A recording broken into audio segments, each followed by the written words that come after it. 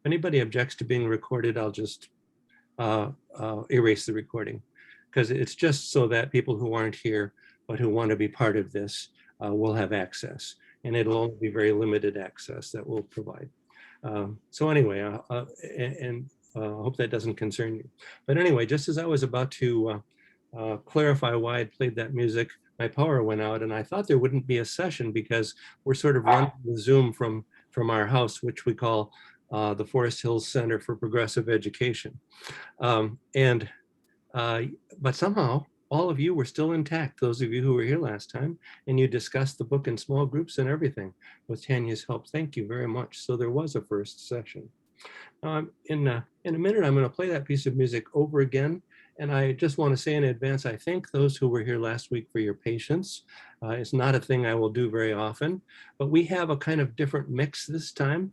And I want to make a couple of points off of that piece. It's only 3 minutes. And like I say, I thank you for your patience if you heard it last time. And what I'd like to say is 2 things as part of my additional greeting, so to speak, is we have a wonderful group.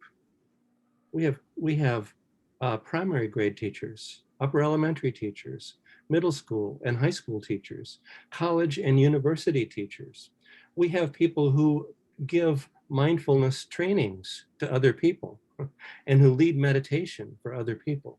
We have marriage counselors, and we have professional development people and National Writing Project site directors. So we are a mighty little group and a wonderfully diverse little group.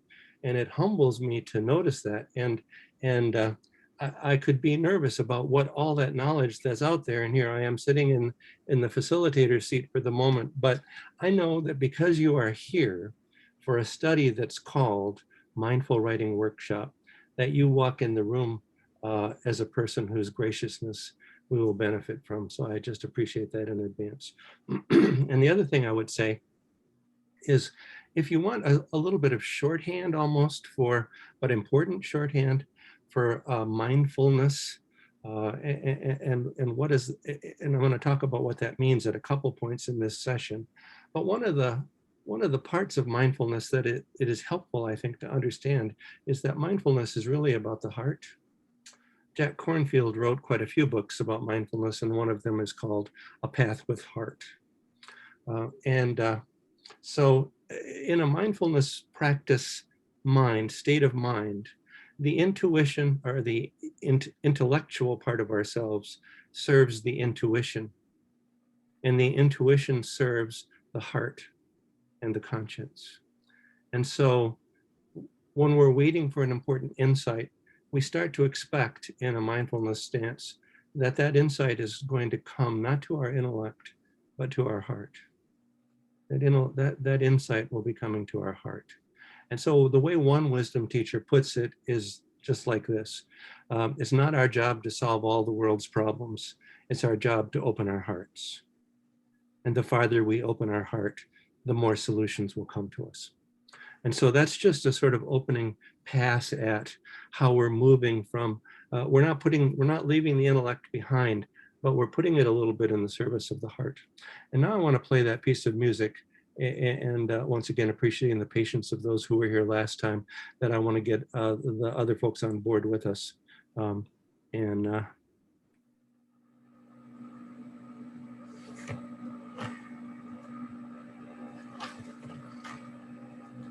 If I can successfully share it.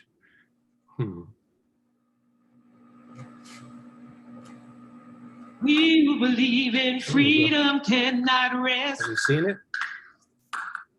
We who believe in freedom cannot rest until it comes.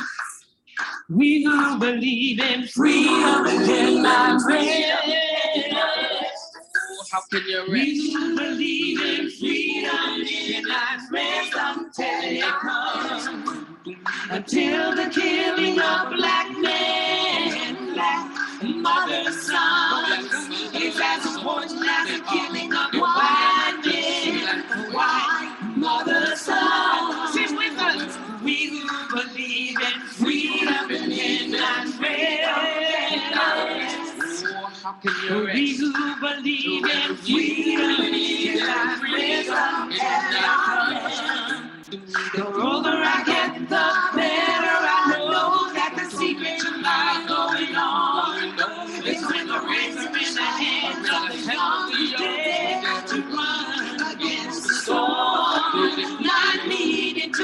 for power and I need it for the light just to shine on me. I need to be one in the number that we stand against tyranny. But now we believe in freedom and not freedom. Don't you We rest. who believe in freedom, in God's freedom, and God rest. You know that struggling myself don't need a whole lot. I come to realize that teaching others to stand up and fight is the only way my struggle survives. I'm a woman who speaks in a voice, and I must be heard. At times I can be quite different, I'm back to no man's word. You know that we believe in freedom and freedom. Oh, don't you We rest. who believe in freedom and freedom. And one more time now, we who believe in freedom and freedom. I believe, I believe, I believe, I believe. Do you believe? Do you believe? Do you believe in freedom?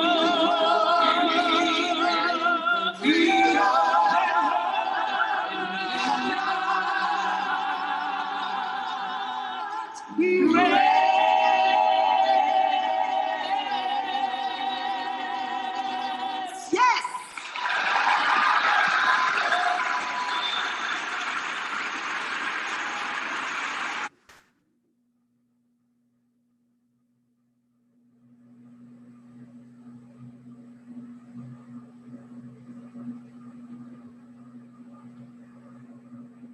So I'm not sure what that motor is, but anyway, thanks for, if somebody found it, thank you. So I play that for you because I'm not, of course, I don't know where most of you are as you come into the room in relation to social justice issues in our society.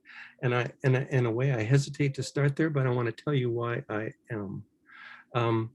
Many of the causes of trauma are social and cultural and political. And I think those of us who are observant and who study, who are students of history, and African American studies is one of my fields of practice, know that racial healing is one of the fundamental needs of the United States today. And being able to support LGBTQ plus students as human beings and as people who need support is also important. And knowing that we live in a country and a world that is very hard on women and girls. It's very important for us to know that. One of the risk factors for experiencing trauma in our society is being female. That's on the list of risk factors for experiencing trauma. So so I was reading a book about trauma-informed practice, and of course I'm reading about this stuff all the time. And in the book, there was a paragraph on exactly this point. And the writer ended the paragraph by saying, if we don't address these issues, in many cases, we're just going to be treating symptoms instead of causes. We need to work on a just world as well as trauma-informed practice, as I believe it. And next time I'm going to talk about racial healing, just for a little bit as a part of the lesson. I think you'll feel okay about it. And the time after that, I'm going to talk about something to do with supporting LGBTQ students. And thank you for your patience with this kind of opening. And I want to shift now to talk about a couple of our basic goals for this work over our several sessions together. I would say we have a goal, we have a fundamental goal in relation to our students and a fundamental goal in relation to ourselves. And in relation to our students, we want to help ourselves be brave enough to hold our students in their trauma. If we ask ourselves, how many of the students in my classroom at this moment have experienced trauma in their lives? Of course, the answer is all of them. All of them have experienced trauma in their lives. Um, all of them have experienced divorce or death of a loved one, um, or a great disappointment, or being treated badly in a situation. Um, and so we want to become able to hold them in their trauma. And I'm going to give you different citations along the way. And when I give them, you don't have to capture them at that moment. I'll always give them to you again later. But there's a very a deep student of trauma and trauma practice who's kind of become more popular recently, and his name is Gabor Mate. There's a movie called The Wisdom of Trauma, and it's really about Gabor Mate's work and what he's discovered. And here's what he said about what I'm talking about. Deep long-term harm does not come from experiencing overwhelming trauma. It comes from experiencing overwhelming trauma and not being held. And not being held. So our students, we have a chance to help our students not be nearly as harmed from their trauma. And we have a chance to help them toward healing. It does not involve becoming therapists. It does not involve being able to solve all of their problems, because of course, many of the sources of trauma are not solvable problems. But it involves caring, being willing to listen, being willing to be open to that conversation, and caring about it. There's a research conclusions that suggest the single most powerful factor, most powerful protective factor in a young person's life is the presence of a caring adult.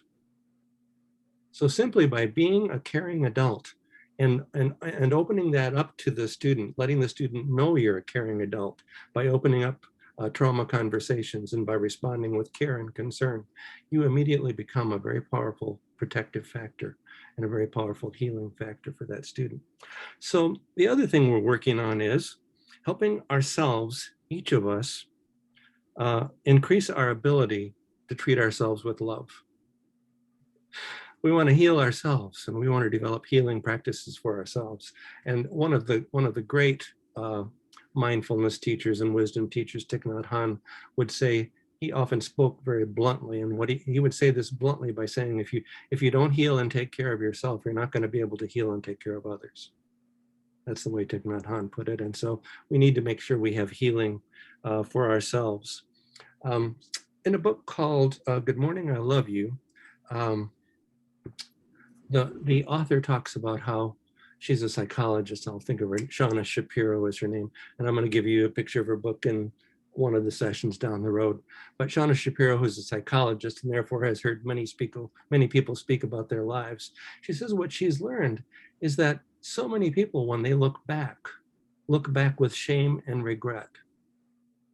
They look behind them in their lives and they feel shame and regret. And she says, and yet, if a friend comes to you and shares their shame and regret, you respond with love and acceptance. You give them love and acceptance. And so what Shauna Shapiro says is we need to learn to treat ourselves like we treat our dear friends. We need to learn to treat ourselves with love and acceptance instead of being so hard. And I want to make a few more points, but I'd like to make them from the slides. They're kind of like starting to take us to the book.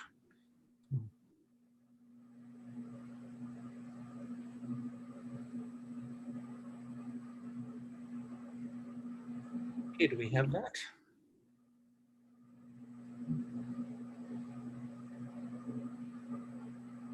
Yes? Great. You're going to get these slides in an email, and I don't have time to talk about all of them, including the agenda. But I want to talk about key ones. And the first one is what a person asks when they get into mindfulness is what is mindfulness? You know, let's be concerned about what is it. And there are a lot of different answers. If you actually start to get a stack of books, all of which purport to be about mindfulness, often it's really going to be a whole book about meditation. Sometimes people think of meditation as what mindfulness is.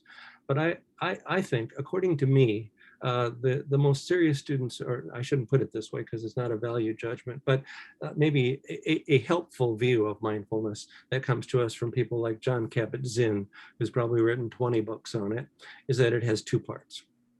Mindfulness is awareness, and it's not just awareness, but it's awareness that comes from attention. You pay attention deliberately and become aware. And so we pay attention to our students deliberately and become aware. And that attention is companioned with intention, the intention of kindness. And kindness is a very big word.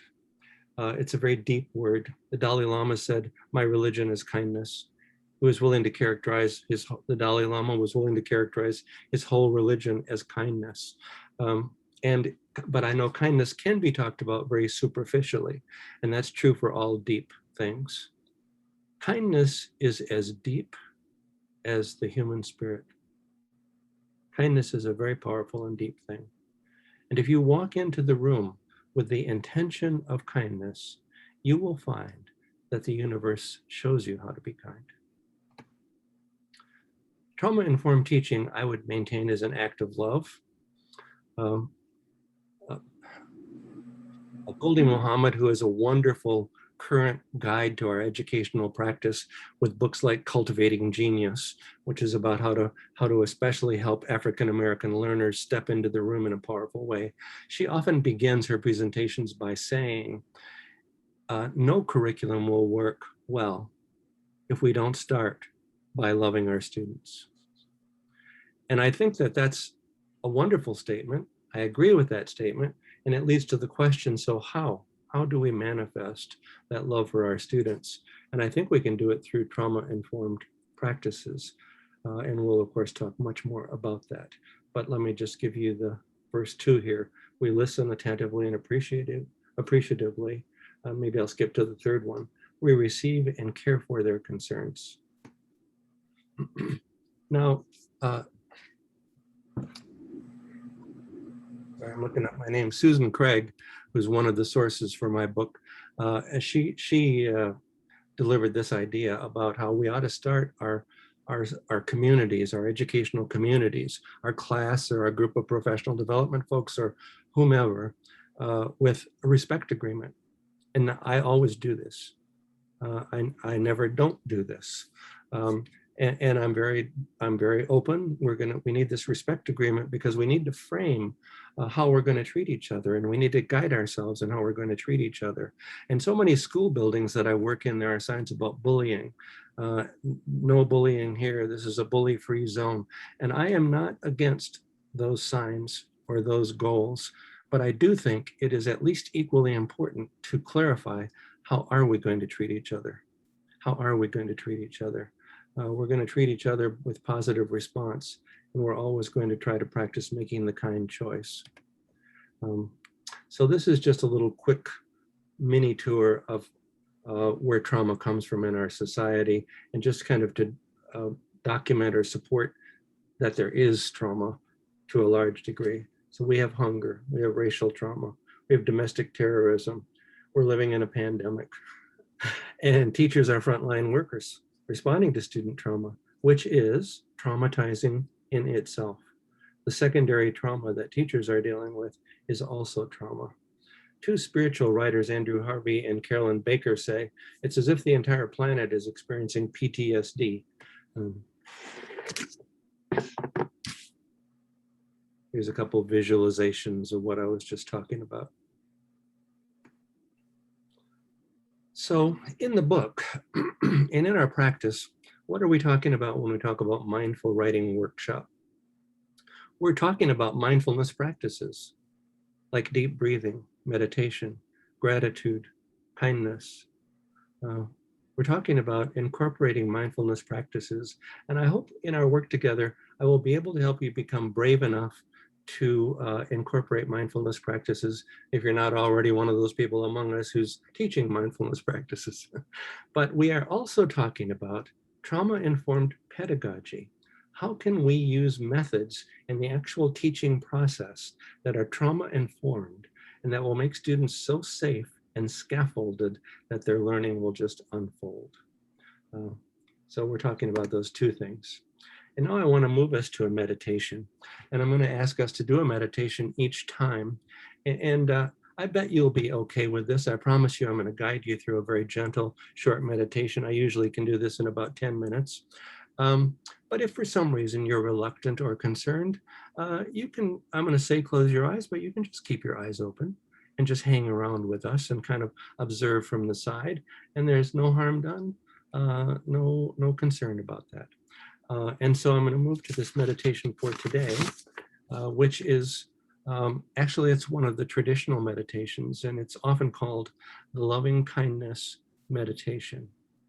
And if you are living in the land of meditations and you are a mindfulness teacher, you perhaps have done this. And it's like I say, it's one of the basic core practices.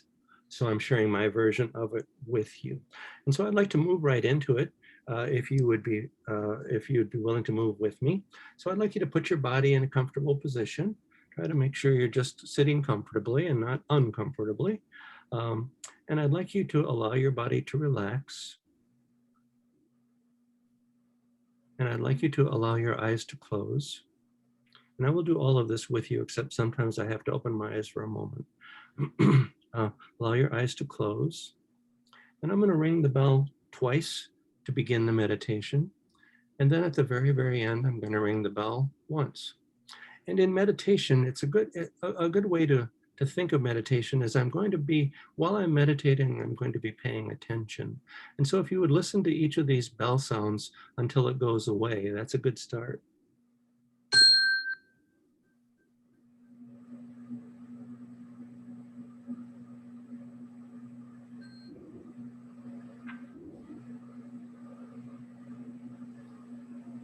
It's a usual practice in meditation to anchor ourselves to our body with deep breathing.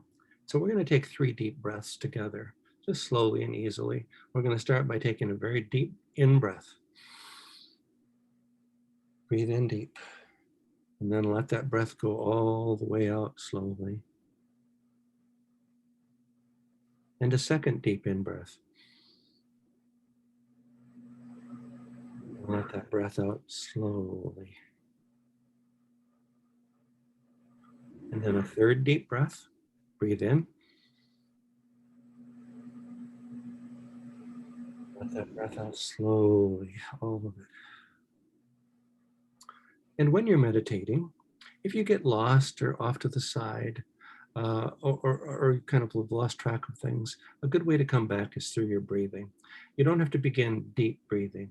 You just notice your breathing. You can notice it on the inside of your nostrils, and you can notice how it fills up your chest around your heart. And now I'd like you to relax just a little bit further. I'd like you to relax the muscles around your eyes. And I'd like you to unclench your jaw. Move your jaw just a little bit to relax it. Let's pause and thank our bodies for taking such good care of us. Give thanks to your body for taking such good care of you. And tell your body that it's okay for your body to relax sometimes. And it's okay for your body to relax right now because your subconscious will still be awake, taking care of everything. Now I would like you to use your imagination. You see or visualize a wide and open and well-lighted path into some woods, and you take that path. In a very short ways into the forest, you find an open area, and you pause and look up, and you can see a wide blue sky up above you. And nearby, you see a very large rock, and it's inviting, and so you sit on that rock. And you enjoy the beauty of this forest scene, the lush different greens that are around you. Perhaps there is a brook running nearby. Maybe you hear a bird in a tree. And as you are sitting there, you see that there are 4 smooth stones beside you on the rock. And you pick up the first smooth stone and you hold it in your hand. and you feel the smoothness of that stone. And you decide to make a wish for yourself. And you wish, may I be happy. May I be safe.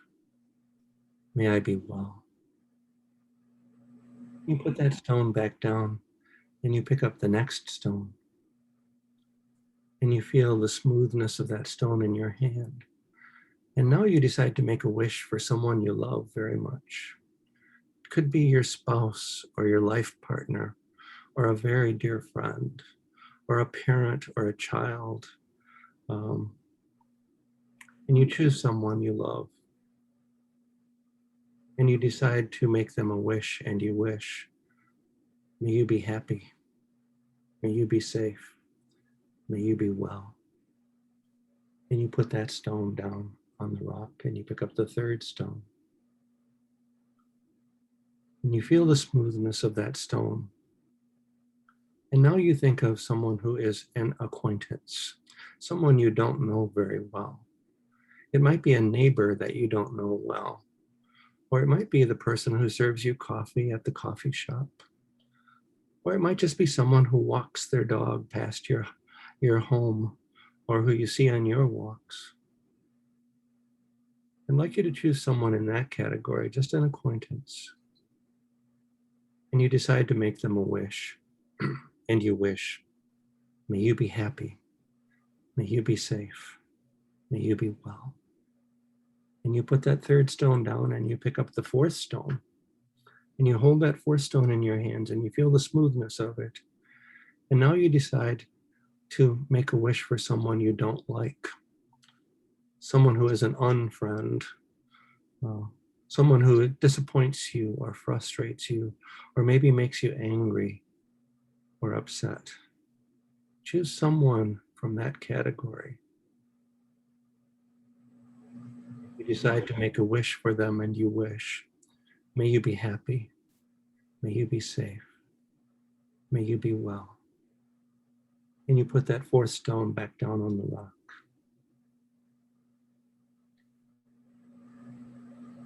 And now you decide to leave the forest.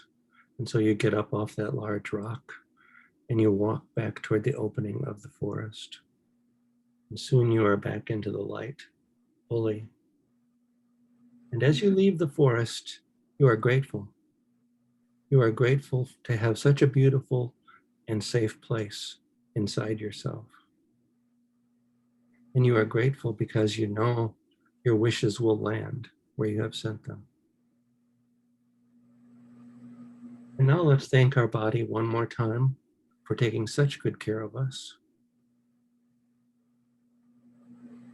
Let's walk toward the end of our meditation with 3 deep breaths. First deep breath. Let it out. Second deep breath, deep in breath. Let it all out. And third, make this the deepest breath so far. Breathe in.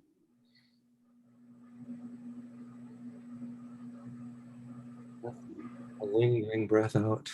Let it all out.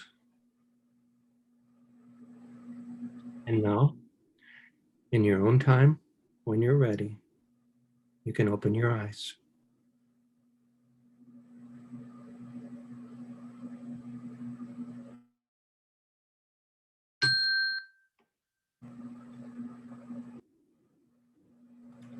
Thank you for participating in that with me. And I'm very eager to hear what happened to you. And I have instructions for this in the slides that you will receive. But we need to move. And actually, if there are 1 or 2 people who are just ready to speak up, you could speak up. But it's not important that you do. Okay, thank you. I want to give us just a little guidance in relation to the book, but I really want most of our guidance to come from your quotes. So when I go back to 3 key points from chapter 1, according to Richard, they would include the importance of dialogic teaching, which is very much emphasized in the trauma-informed practice studies, which involves students being invited to think and speak during the lesson, not to answer questions that have a right answer, but to think with the teacher during the lesson. And the second major point in there to me was the respect agreement, which I do with the word namaste. And I have a whole little story in chapter 3 about a sixth grader named Audrey, who I believe the term namaste altered her experience to learning and began to heal her trauma. And I talk in these chapters about a safe and predictable environment. You could say the primary need of someone who has experienced trauma is to feel safe. Often someone who's experienced trauma doesn't hear your instructions or doesn't hear what you just said because they are busy noticing your gestures and your facial expression and hearing the tone of your voice, because what they are ascertaining is that they are safe. And so sometimes when a student doesn't hear your instructions, it's because of their trauma. And so allowing their neighbor to collaborate with them for a minute, to pair share, or to be gentle with your answering questions is so helpful. I'm a big believer in the life map invitation, and I believe we will talk about that today. And it does two things that are important. I think it engages students, but it also invites them to share their trauma. And we want these to be invitations, never requirements. And sensory detail, I appreciate, because whatever you're doing, it makes your writing seem good as soon as you add sensory details to it. And you get one of the first mindfulness lessons in these chapters on pages 71 and 72, which is to establish a quiet place. If you establish a quiet place and you allow students to go there, it can be life-saving. I would like to hear 2 or 3 people share a quote that they have brought to share so that we get to experience it in the whole group. And then Laura is going to put us into small groups to share our quotes and questions further. So could we get 2 or 3 people to share their quotes though? And you need to just be brave and jump right in. I know that there's kind of a long established Zoom tradition for not sharing, but I want you to just overcome that in a moment. And I want 2 or 3 people to bravely come forward. Here you go. The quote I have to share is, you don't have to be proud of it. It's interesting to me how many people say, I know there are a lot better quotes than this, but so go ahead. Richard, I love, and friends I haven't met. I think the first lesson from the story is one of life's oldest lessons. People most often do need to take some challenging next step because they are afraid. And this is so true for our students. And I find that every time there's something difficult in life, fear is usually the biggest motivation behind it. Mm-hmm. Thank you very much. I appreciate that very much. Another one? I have one. I'm not sure what page it's from because I got mine on Kindle. Okay. But okay. I have, as I move to viewing parts of mentor texts, I note that life occurs in events. It must be written about in moments.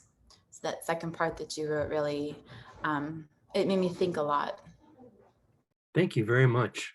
And the way you guys are presenting these quotes is perfect. You're saying just a sentence or 2 about them because we want the quote read aloud, and then for you to say a little bit about it, for sure, a sentence or 2 or 3 about it, but then we want the other people to discuss. Is there a third person ready? I could do it. Right. Go ahead, Robin. Oh, you sure? Yeah. Okay, thank you. Many things about writing are indeed rule governed, how a word is spelled, when to capitalize a letter, even where the comma goes. However, most of the techniques that have to do with making writing good are not rule governed, but rather in the realm of heuristics. And I love that because so many times my students will tell me, I'm not a writer, I'm not a good writer. Thank you so much, Robin. And thank you 3 for modeling for us and getting the sharing going. Laura's going to put us in groups of 3. What I'd like you to do is jump right in and share your quotes. We're going to be there for probably a little more than 15 minutes. So there's time, I think, to talk about the quotes, and you want to be sure you're turn taking notes so that all 3 people get at least 1 quote shared, and let the conversation go wherever it might. but please do base it on sharing the quotes, and the response to someone's shared quote should be something like, what I find interesting about your quote is, because that's such a helpful foundation building response. What I find interesting about your quote is, thank you very much. And Laura, if you could send us off, we'll be back. See you again and as a whole group in about. And hello, Richard. So there are 4 of us, but let's start with, yes, so nice to be with you. Mary Lou and Natalie and Robin. Why don't you just say where you're from, each of you, just really quickly, if you don't mind. I'm from California in like Santa Barbara County. Great, thank you. I'm from Chelmsford, Mass. From where? Chelmsford, Massachusetts. Great. And Mary Lou? And I'm in Wheeling, West Virginia, which is just outside Pittsburgh. Oh, great that here we are together. So please, someone jump in and share your quote. Robin did share one, which I appreciate very much. Yeah, I thought it was kind of fun. I ended up in your group, Robin, because I think my quote is like from right after yours. It took me a long time to write it. Most of the things I had with this, just one of them, but this one's the kind of longer. And I even dwindled in my writing of it because I didn't finish the sentence. But I wrote, these questions are, in the end, artistic judgments. They are answered, and I liked that it was in quotation, by following the guidance of an expert mentor coach. They are answered by practice over time, and then they are answered by sharing your writing with an audience. And basically, I didn't finish writing it all, and noting that your desire was basically achieved. Right. Right. Thank you very much, you two. That's a powerful collaboration on that. Anything you want to say about that, Mary Lou? Anything come to mind? The idea that we're seeking answers through writing, right? Answers from others, ways of recording, that just constantly helps me think more deeply. Mm-hmm. And what you guys remind me of, and thank you, Mary Lou, what you guys remind me of in particular is that there is a territory between rules and nothing. In between, there can be guidance, and learnings that's important. And you can learn about the craft, and you can learn from other people who are experts. And of course, this is done in all kinds of fields outside of school, with carpenters and with medical doctor internships and so forth. So it's a very time-honored practice. Thank you. Well, it also reminds me of, because you used Madeline Lingel's work in there, and I'd say she's inspired me most as a writer and a teacher, honestly. Yes. And there's a quote that I found when I was actually doing like my own inquiry as a teacher candidate, that is all about, in the end, it's in her journals, A Circle of Quiet, how the most important questions that you can ask don't actually have or need answers. And I feel like this is saying the same thing. Like, you'll get an answer, but it's not probably what you're looking for, and it's not black and white. Right. And that's fun to take students through. Like, it's the whole journey. It's the heart of it, I think. I think so too. Well said on your part. Is A Circle of Quiet the title of her journal? It's my favorite of her journals. Wow. She has like 4 Crosswicks journals, and that's my favorite one. Yes. Well, and I found it because I found that quote. Oh, is that right? Mm-hmm. Oh, interesting. Yes, I haven't read those journals. I wrote down A Circle of Quiet. I'm going to get it right away. And I love Madeline Lingel with you. I think that A Wrinkle in Time is just brilliant. It's brilliant in so many ways, but it's brilliantly expressed. Her writing is so beautiful. Mary Lou, would you mind sharing a quote with us? Share a quote. And I just want to go back to what Natalie just said. Please. Isn't that the truth? By the time that we know the answers, the questions have really changed. And that's called maturity, I suppose, but it's lovely. So I am teaching a class this week from 8 to 1, and this morning afternoon, we were talking about strategies. And so the thing that jumped out at me was when we share around the circle, me first. So it's a strategy. And of course, mostly as a teacher, I am wondering how to encourage children to write, and that can show you my own vulnerability is obviously very important in that. That's my thought. Thank you. And is that, are you taking that from the book at a certain place? It is in the book on page 51. Okay. So just say it for me again, if you would, please. We share around the circle.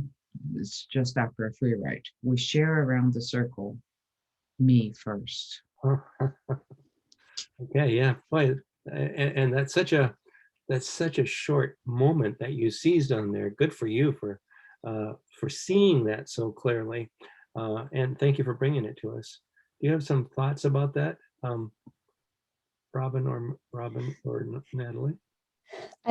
It's such a good reminder that we should be doing the work while they do it, and that I think sometimes because it puts you in a vulnerable place, I don't mind being vulnerable in front of my students, and I think with writing, I definitely doubt myself and I don't want to be like, this is how it should be. And I know that's not how I present it, but it's still like, oh, I don't know if I should be, should I use a student model instead of an adult model, I guess. So I really like that you picked that one.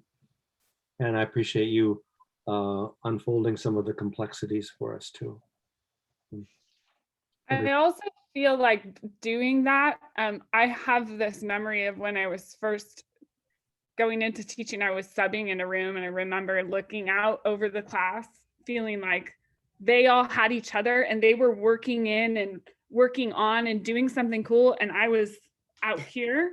And it's so much more fun to be in it with them, and you find such different things. And I think it provides a value to their learning when you're all a part of this. And so being a substitute is a totally different thing too, but I just vividly remember that moment of like, they're doing something cool. I'm out here. Yeah. And you make me think of how many teachers almost like seek that moment out. So like they're standing in the corner or something. Well, the students are doing all of these wonderful things. And one of the things that strikes me about that is I think that communicates something pretty deep that goes something like, this writing business is really important for you, not for me. You'll never see me doing it, but it's really important for you. And I think students are so good at seeing those kinds of messages. We need for that not to be our message. Yeah. You were going to say something, Robin. Go ahead. Sorry. No, I think it also gets to a place of, I have a very hard time teaching someone else's idea, like not even the lesson, just like the idea.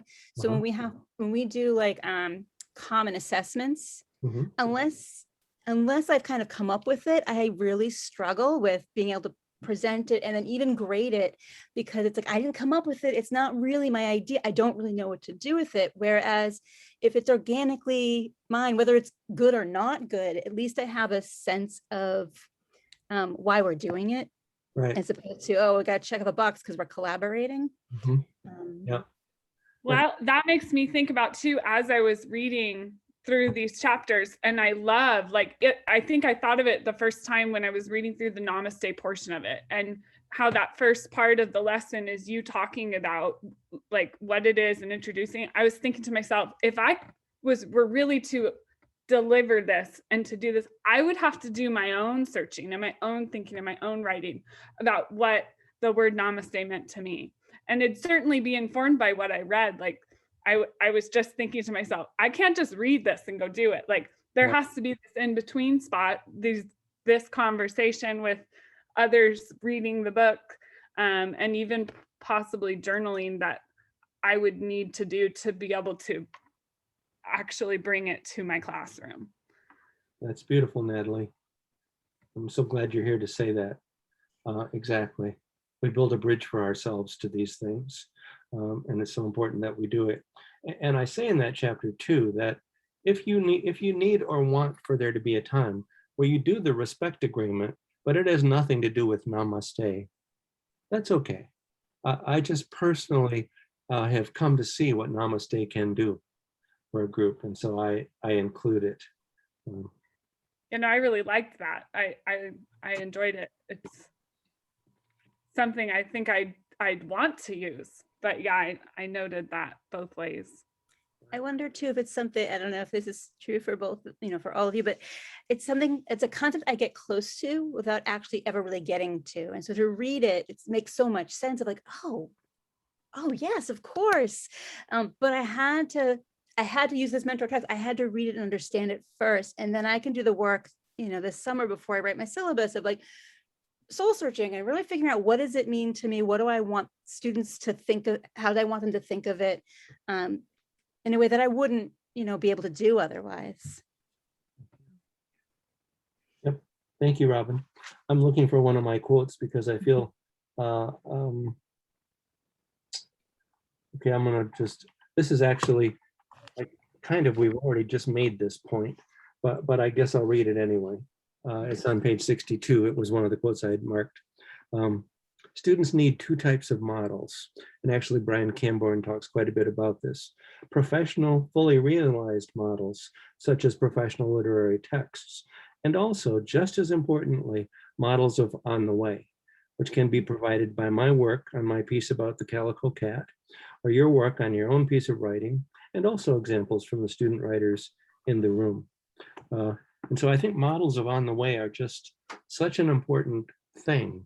And once again, I think of the carpenter or the other kinds of professions that use this model. And the carpenter will show the step, not just the finished product. This is how you do this step, kind of.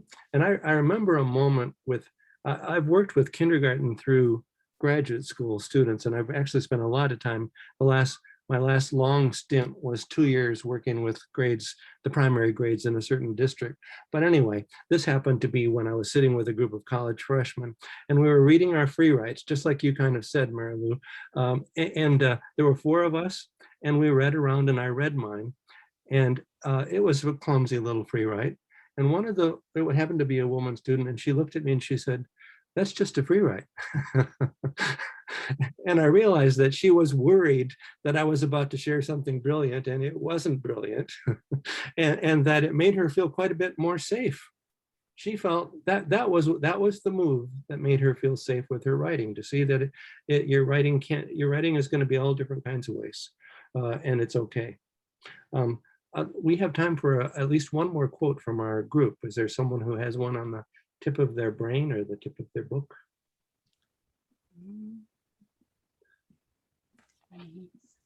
I have one here. I think it was chapter 3, though. That's okay. That was moving with chapter 3. simple and sweet. How we talk to each other in the classroom makes all the difference to the learning that goes on. And I think it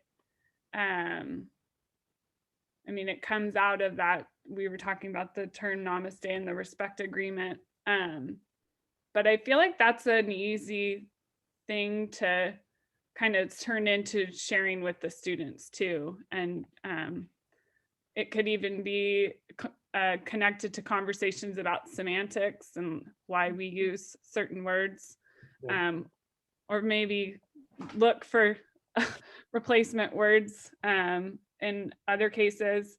And also to kind of what I used in my comment, perhaps the importance of a little bit more structured framework or sentence frames even for certain conversations in the classroom, to have a little more control over what dialogue goes on when seeking to have more dialogue. Yeah, thank you. Mary Lou or Robin, you want to comment on that? How we talk to each other in the classroom makes all the difference to the learning that goes on. Yeah, how we talk to each other. As an instructional leader, we should always be mindful of what the climate we're establishing in the classroom, and to be reminded of this constantly, to put this in front of our faces matters. And again, I spent the entire morning with a group of teachers, and they talked about having worn a mask all this past year, when my physical mask comes off, I have to remember the face that I'm actually showing my students, because how we talk can undermine our words, or how our facial expressions can undermine our words or can support our words. Mhm. Thank you. Good point.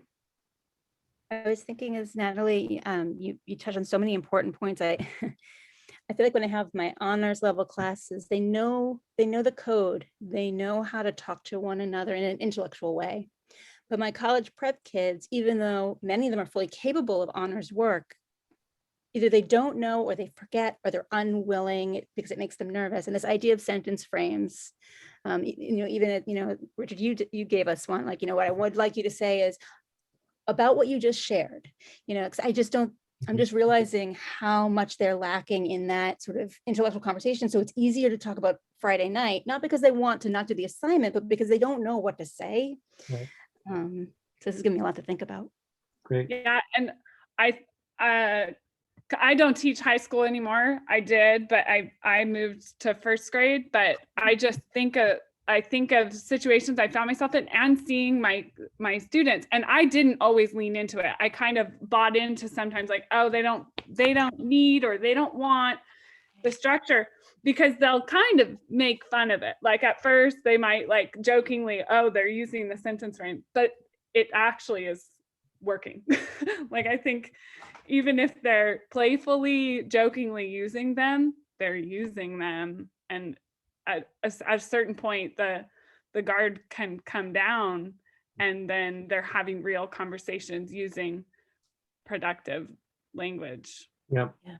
And you and I had a little exchange about this in the homeroom, so to speak, at the teacher studio, and I appreciate that remark and this one too. And I'm trying, and you made me think about, so how do I get past that moment? Because I definitely use all of these frames and protocols and respect agreements. I use all of them. And I think they're very important. And I have come to think of them as very important because in the trauma-informed practices, they teach us that they're very important. And what it requires is for the teacher to be present and for the teacher to kind of guide, if need be, with a little bit of a heavy hand. This is how we talk to each other in here. So for example, when we're doing praise, question, suggest, if somebody starts with a suggestion or a question, I say, well, that might be a helpful question or suggestion, but we're not on those yet. We're on the P part here. So just hold that for later. So I actually forcefully kind of enact these things, and I really believe in it, even though there is that side of it you were talking about, Natalie. And I see we have to leave our breakout room. Delightful to be with you. Thank you so much. Thank you. Thank you. Thank you guys.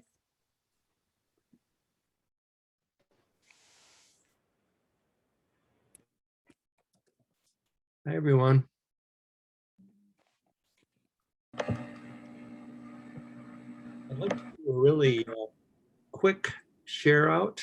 And once again, I'm not sure why 3 is a magic number today, but if we could get about 3 different people, and you could share either the quote you shared in the small group, because we're not done with those quotes, or you could share what somebody said or brought up that especially interested you, or you could share an insight that you're kind of having right at this moment.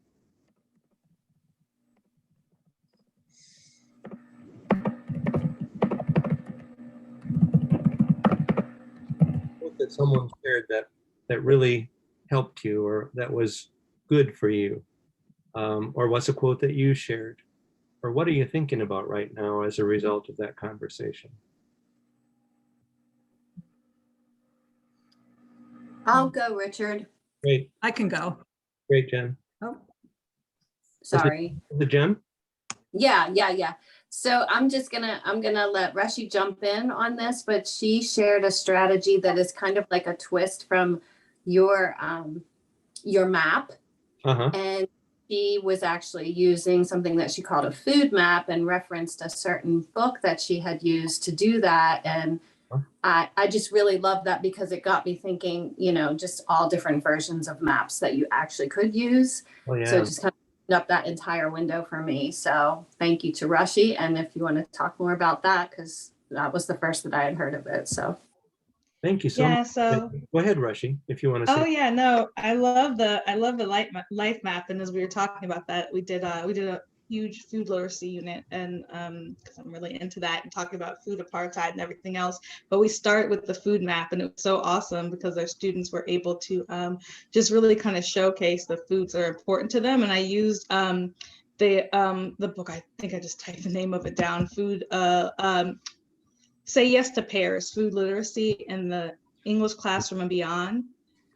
And it's a really great book. And it kind of takes that idea, and it was a really great engaging activities for students. And we learned so much about each other and what foods are special to them. And it was a pretty great idea. So, and that life map is really great. And like Jen was saying, just to take on so many different things and how you can engage students, because I would say that I had like almost 100% participation on this assignment. So, which is really great for high schoolers. What was the name of that book again? It's called Say Yes to Pears. I can drop it in the chat. Yeah, would you please? That'd be great. Thank you. But thanks for asking, Bill, too. Yeah, it turns out you can map anything. You can map, you can have a horizontal line across the page, and you can map chronologically my experiences with math, my experiences with science, my life learnings. And you can just, and so there, it turns out you can map all of these things, and it's very helpful to do so. And Linda Reef, who has a book called Seeking Diversity, has a map where you put the positive above you have this horizontal line, and you put the positive above the line and the negative below the line. And that's a different way of seeing it. But thank you both. And would somebody else share a different quote or insight? Well, Monica in our group brought up the quote, however, I remind myself that the stakes are really not so high. If the students do not grasp a full craft step in this lesson, I can give further lessons on this topic in which the students have a go at it. And so we talked about how learning isn't necessarily linear, and that you have sometimes you have the sense you taught it, they should have learned it. And clearly there's so many opportunities. And when you spoke at the beginning about students with trauma may not even be tuned in necessarily, getting it the first time, and that it's a process, and just a good reminder.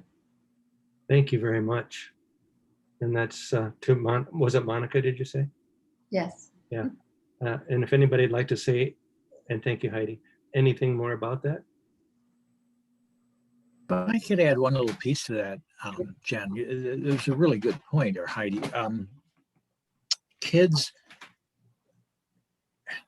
suffering trauma, the research seems to say that we have issues dealing with linear time. I used to teach shop, and in shop class, you have to follow instructions in a very linear manner. And we realized years ago that some kids really had a hard time with what we call chained tasking. Do this first, then do this, then do that. And so we developed some really simple 2 things at a time, and then 3 things at a time, and have to build with that. And we're seeing the same thing happen with senses of time, calendarizing activity. That's why so many late assignments, missing classes at the college level, not showing up in time. And once we recognize this, and more importantly, help students recognize that this is a very normal reaction. This is one of the things that many of us have trouble with. Now we can have strategies to deal with it. So I really appreciate you pointing that out in the book. I think it's a key part of solving this. Thank you very much, Bill. And yes, I feel like standing beside the student who's struggling in the ways you've just very nicely described, standing beside that struggling student is the question for us. Are we going to make a judgment about them at that point, or are we just going to help them? We're going to help them, walk through this. Thank you. Maybe one last sharing. I know we're 2 minutes overtime, and I think we might be headed for 7 minutes overtime, but we won't be very overtime. So if you would just indulge us for maybe another 5 minutes, I'd like to hear one more, and then I'd like to give you a closing. I can just add quickly on to what Heidi said. We talked about that quote where you talked about it's okay. You can go back and do it again if they don't get it the first time. I feel like that's very freeing for me as a content teacher other than ELA. So I teach biology primarily. And a lot of times I feel like, oh, I can't get off into the weeds of, writing or some of the, more emotional work because I have to focus on biology. So that was really freeing for me that I can use that, if we start a content lesson and it goes somewhere else that the students need to be able to learn, I can go there with them and we can go back and redo that, initial piece later. That was just a really sort of a reinforcing thing that I needed to hear as a teacher. That's great. Thank you, Monica. Thanks for the way you so sort of crystal clarify that for us, the way you can work. It can be that comfortable. We're not so on the spot at those moments. Any last stop? Somebody have something on the tip of their brain? Love to hear it.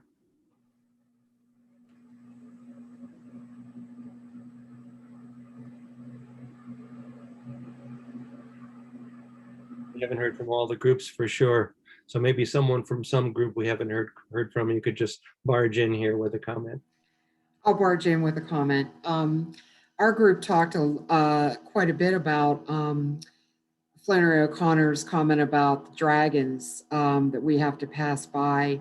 And we liked that comment a lot. It meant to us that, different students would see different dragons, but also, that it's a call to take risks in your writing and confront the unexplored or unexpected. And so that's kind of what we liked a lot. Great. Thank you so much for sharing that. And as you know from the book, I love that myself. One of the things Flannery O'Connor says is some of our best writing topics are going to come from when we passed by the dragon, when we were having a time in our life when we were experiencing loss or great difficulty or sadness. Thank you very much, Jill. So we're needing to wind up here, and I'm going to share and I'm appreciating what you're doing so much. I hate to even move toward that, but so we did the reading discussion. And I'm not sure why I can't seem to make this slide go anywhere. I'm going to stop share and try to share again.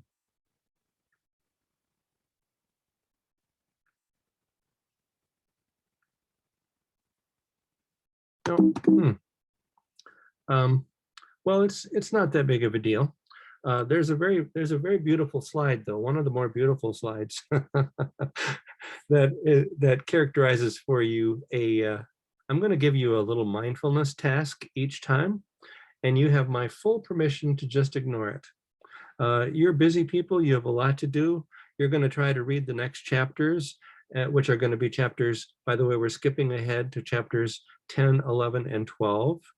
And you're going to get, I hope you will visit the deeper dive conversation area. It's called the activity feed. So you go to the National Writing Project Teacher Studio and you go to our book study, and then you go to the activity feed. And I'm going to set up in the activity feed an invitation to share quotes and comments. And people did that wonderfully this past week, and I hope you will. And I would like to see at least 10 people go to that activity feed and share their quote and their comment, because then other people will talk about that and we can keep the conversation going. An hour is such a short time. We can keep the conversation going that way. And so your main task for next week is chapters 10, 11, and 12, 2 quotes and 2 questions. I hope you will read the whole book, but because we only have 4 sessions, I want us to read in the next couple of sessions from the last 2 chunks of the book. But your mindfulness task is this: find a bit of beauty. And you can do this quite self-consciously or quite consciously, what do you find beautiful? Go there, you know, listen to a piece of music that you find beautiful. Or if you love what you see on a certain walk, take that walk and raise your level of attention so that you notice the beauty on that walk. Or do something for another person that you know will bring beauty into their lives. And so find a little bit of beauty, and don't be afraid to cheat. You can just go to something you know is beautiful. Go look at a flower, you know, go look at a tree. But if you are surprised by something beautiful, notice that too. And I'd like you just to write, you know, 2 to 4 sentences about it, just so you don't forget. And that will give you a chance to share this next time because you've written the 2 to 4 sentences. And that makes a huge difference in memory. So if you take your little moment of beauty that you've constructed, you write a couple sentences about it and you bring it, I will invite sharing about that at some early point in our conversation next time. And if you don't have anything to share because you didn't do the mindfulness activity, no one will know. No one will know. So it's not to worry about. With that, let's see if I